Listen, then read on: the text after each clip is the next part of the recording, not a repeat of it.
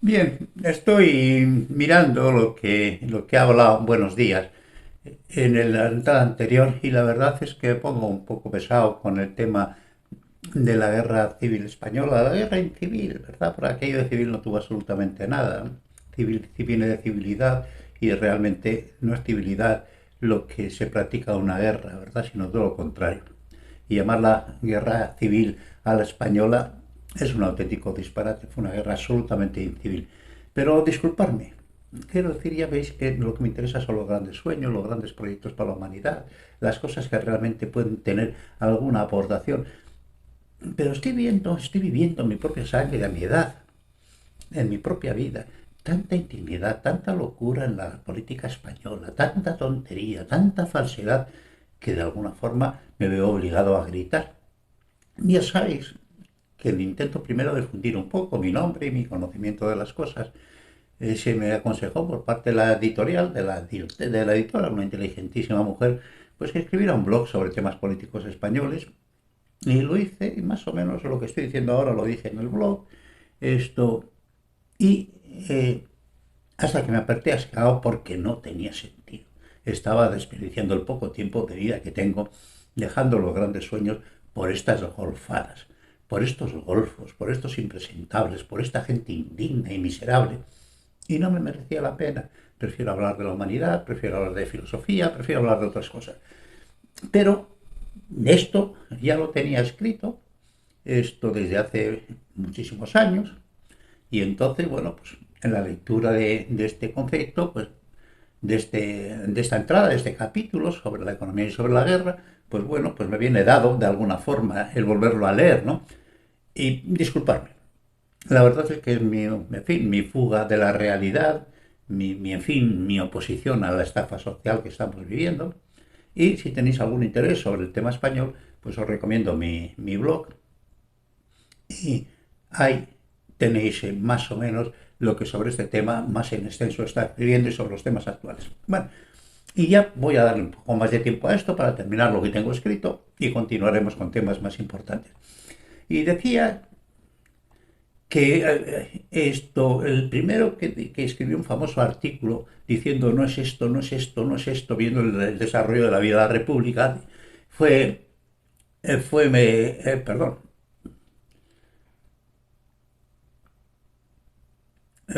fue Ortega y Gasset, que lo vio muy claro desde el principio, ¿verdad? Y claro, realmente dijo que la república es una cosa y el caos es otra, que la violencia, la arbitrariedad, el partidismo y el radicalismo, la locura sanguinaria, asesina y feroz como práctica de gobierno, eso no es una república. Eso es otra cosa, pero no es una república ni es una democracia, como intentan vender, que en fin, que no hago nada. El insigne médico, humanista y pensador político de un cierto nivel de prestigio, Gregorio Marañón, otro de los padres intelectuales de la República, dijo: horroriza pensar que esta cuadrilla hubiera podido hacerse dueña de España. Sin quererlo siento que estoy lleno de resquicios por donde me entra el odio que nunca había conocido. Y aún mayor es mi dolor por haber sido amigo de tales escarabajos, por haber creído en ellos. No merecemos que nos perdonen. La verdad es que es muy difícil. Todos los intelectuales de la época que de esta forma disteis el paso y disteis el poder a esta gente. Bueno, y en ambos bandos, en la guerra, igual crueldad, iguales despropósitos, decenas y decenas de miles de personas asesinadas y desaparecidas, borradas de la vida, sin delito ninguno, solo en función de sus ideas, y muchas ni siquiera de eso. Muchas ni siquiera por eso, por denuncias anónimas o venganzas personales, pero también hubo muchos criminales y políticos ladrones y saqueadores o sádicos amparados en el caos político para robar, asesinar a familias pudientes o a revoltosos sociales. Y en ambos lados igual de número de canallas y de asesinos cuyos actos infames legitiman el comportamiento del bando contrario. El viejo refrán de arrio revuelto ganancia pescadores, de toda la truanería nacional en ambos bandos. Todos los truanes de ambos bandos fueron los que operaron la República detrás de sus intereses. Los dos, pero fundamentalmente las izquierdas desatadas. Hay quien afirma que que el mayor número de víctimas no correspondió al frente de batalla, correspondió a las represiones mortales de la retaguardia con la población inocente. Esta locura homicida entre hermanos solo ha sido superada por Camboya, aunque en ello estamos en muchos países de nuestro mundo actual detrás de nuevos récords de infamia. Comillas, los impulsos ciegos que han desencadenado en España tantos horrores han sido el odio y el miedo. Odio destilado lentamente durante siglos en el corazón de los desposeídos. Esto dijo Azaña. Pero lo que no dijo Azaña, que era su deber como presidente de la República haberlo controlado. Como escritor fue mediocre a más no poder, pero como gobernante fue un desastre y un criminal. Fue un desastre y un criminal porque él tenía la obligación de haber mantenido el orden público y haber mantenido una democracia en la República. Una descabezada pero actualmente viva alcaldesa de Barcelona que está conduciendo a la ciudad al desastre. Esto lo escribí al principio, ¿no? Hace 5 o 6 años fue una entrada nueva que hice en esta página. Y ahora, 5 años después, es verdad, la ha jodido por completo. De izquierda radical en nuestros días, necia entre las necias, ha tenido la tontuna idea hoy, en 2016, de hacer un parque temático en las calles de la ciudad, colocando una descabezada por decapitación intencionada, o sea, es decir, estatua ecuestre de bronce de Franco, otrora colocada en lugar destacado como homenaje para que los ciudadanos le tirasen huevos que tomaran debida venganza a 40 años de su muerte. Romance de valentía, de tu vergüenza torera. ¿Os imagináis? ¿Os imagináis? Ay, Dios mío. Ahora, en algún país de América están tirando las estatuas de hace 500 años de los descubridores de América, de Colón, yo qué sé, el mundo es un auténtico disparate. Lo que ha dado lugar al comportamiento de esta mujer, que se llama Ada Colau, a que un irónico observador de esta herencia que larre de resentidos y de tontos irredentos definiese más o menos la situación así. Los aguerridos catalanes enmascarados se han encontrado huevos escasos pero suficientes para tirarle huevos a una estatua de Franco sin cabeza. Sin máscara no se hubiesen atrevido, y sin la estatua simplemente con su cabeza ni lo hubieran intentado. Tal vez en otros 40 años se encuentren con los huevos suficientes para hacerlo cara a cara. A la estatua, naturalmente. A Franco no. Pero en 40 años más a lo mejor tienen huevos para tirarle huevos a la estatua de Franco con la cabeza puesta. Dios por Dios. Cuánta miseria moral. Y ahora los mismos necios de las izquierdas radicales, el Partido Socialista, hoy que olvida lo que es el socialismo democrático en la Europa contemporánea y vuelve a 1934, otra vez hacia el camino hacia el Frente Popular, parece que provocar 1 millón de muertos no les fueron suficientes y de nuevo caminando por el odio y el desencuentro con una infame y falsa ley de la memoria histórica que podría mejor definirse como la ley de la desmemoria para los numerosos crímenes de las izquierdas, que fueron los absolutos culpables del inicio de la guerra civil. En otro alarde de vigor varonil, quieren sacar a Franco de su tumba a los 43 años de su muerte natural en medio del dolor nacional. Franco murió en medio del dolor nacional. Es tan pueril que justamente el PSOE, tan calladitos y obedientes a lo largo de toda la dictadura, ya que no hicieron absolutamente nada durante 40 años. Comillas, 40 años de honradez, cerrar comillas, como lema electoral en el 77. Pero, comillas, ni un segundo más.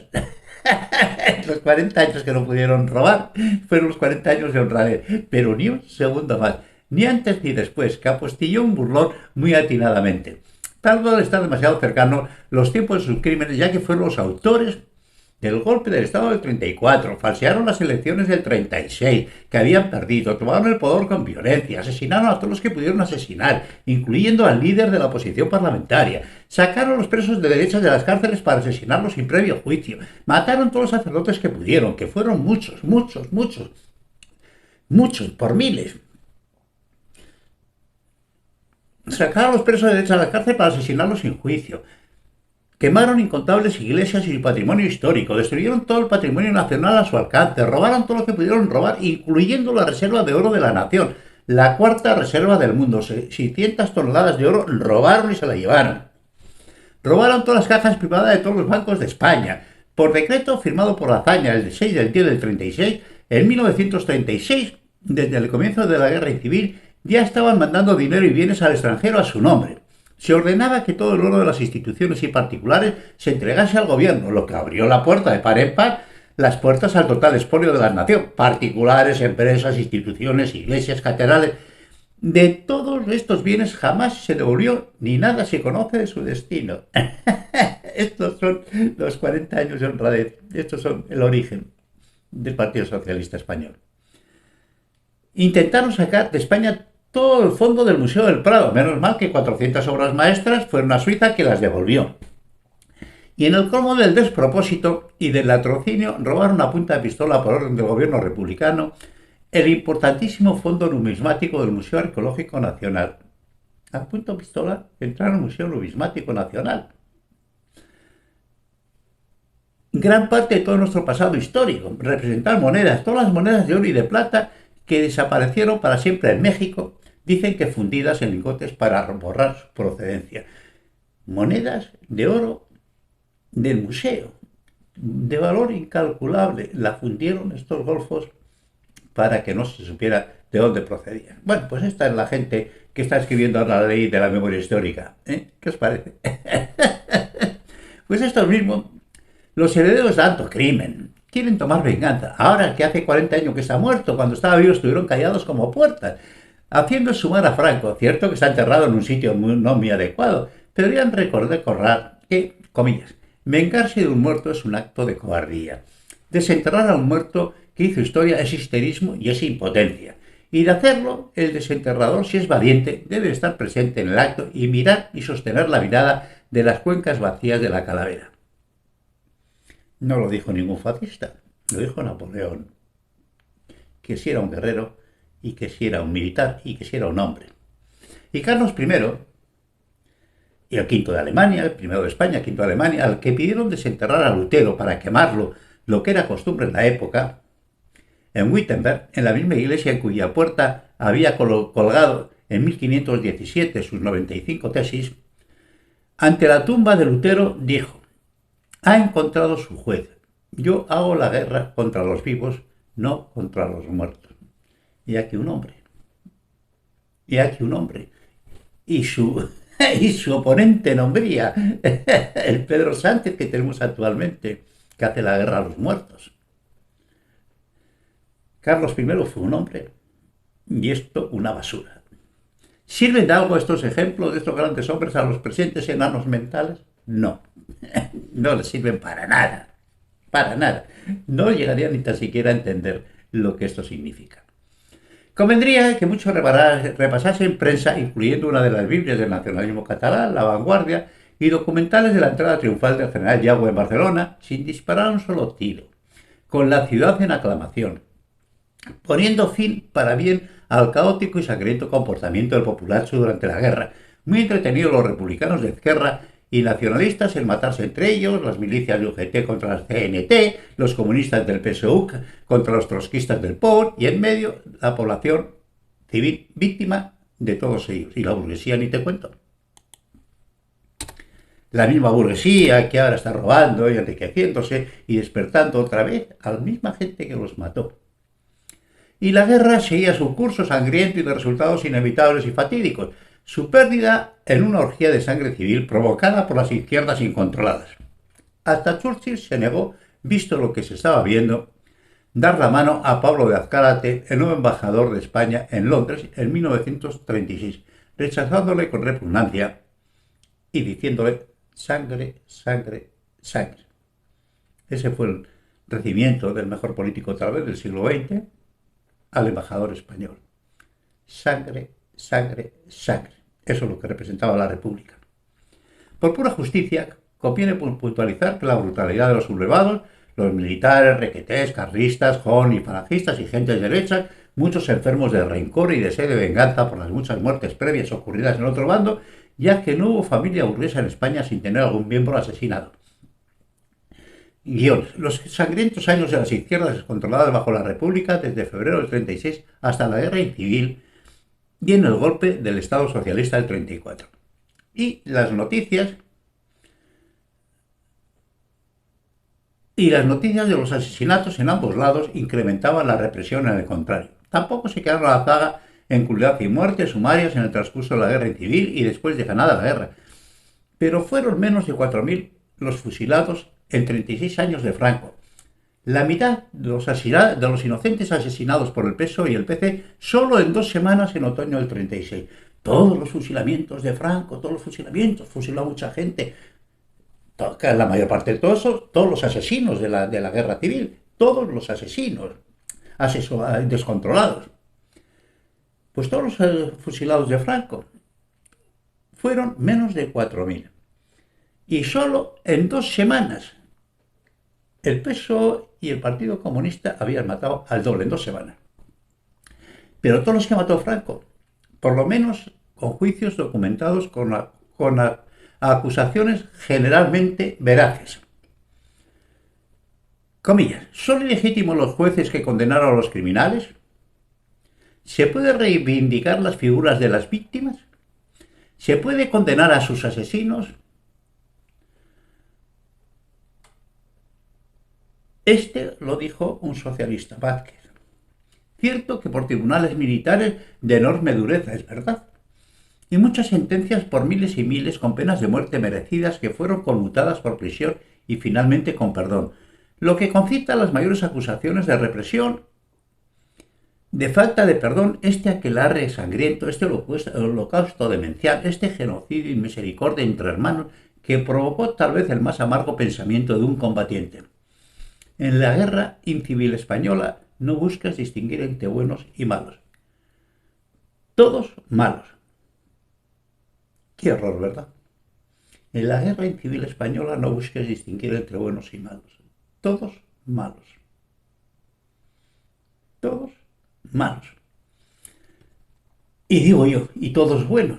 La gran mayoría, la casi totalidad, solo gente corriente, atrapada geográficamente en uno u otro bando, obligados a luchar con unos o con otros por leva obligatoria o pagarlo por la vida. Tablero de ajedrez y campo de entrenamiento para la Segunda Guerra Mundial que se inició solapadamente con el final de la Guerra Española en 1939 con los mismos contendientes.